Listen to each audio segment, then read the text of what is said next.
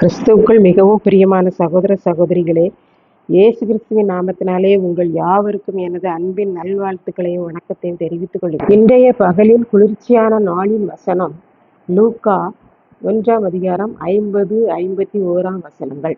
அவருடைய இரக்கம் அவருக்கு பயந்தவர்களுக்கு தலைமுறை தலைமுறைக்கும் உள்ளது.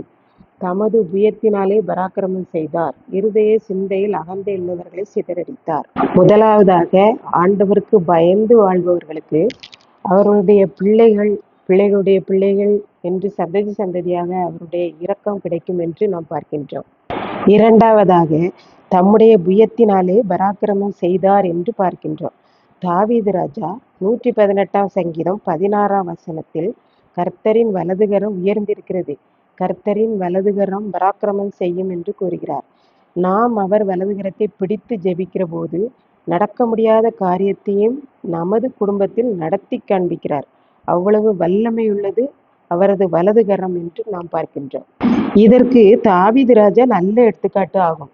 சிங்கம் புலி இருக்கும் காட்டிலே ஆடு மேய்த்து கொண்டிருந்தவன் தாவீது.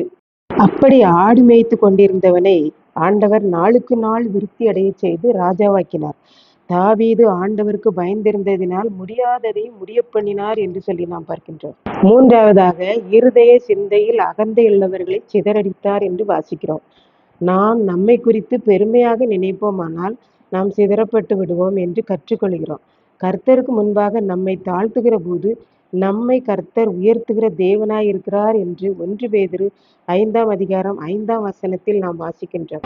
மரியாள் இந்த வார்த்தைகளை பரிசுத்த ஆவியானவரால் நிரப்பப்பட்டு பேசுகிறாள் என்று பார்க்கின்றோம். மரியாளுடைய வாழ்வில் அவள் ஆண்டவருக்கு பயந்திருந்தபடியால் அவளுக்கு இரக்கம் பாராட்டி அவள் வயிற்றில் ஆண்டவர் வந்து பிறக்கிறார்.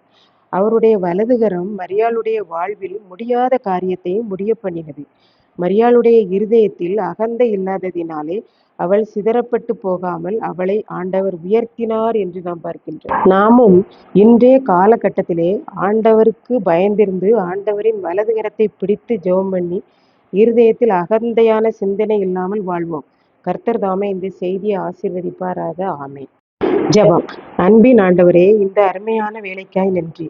இந்த நாளிலும் இந்த வார்த்தைகளை கேட்டுக்கொண்டிருக்கிற அருமையான ஒவ்வொருவரும் உமது வலதுகரத்தை பிடித்து ஜெபித்து அகந்தை மற்றும் வீண் பெருமை எல்லாம் இல்லாமல் உம்மோடு வாழ உதவி செய்தரணும். இயேசு கிறிஸ்துவின் நிமித்தம் வேண்டிக் கொள்கிறேன் பிதாவே. ஆமென். கர்த்தர் தாமே இந்த வார்த்தைகளை ஆசீர்வதிப்பாராக. ஆமென்.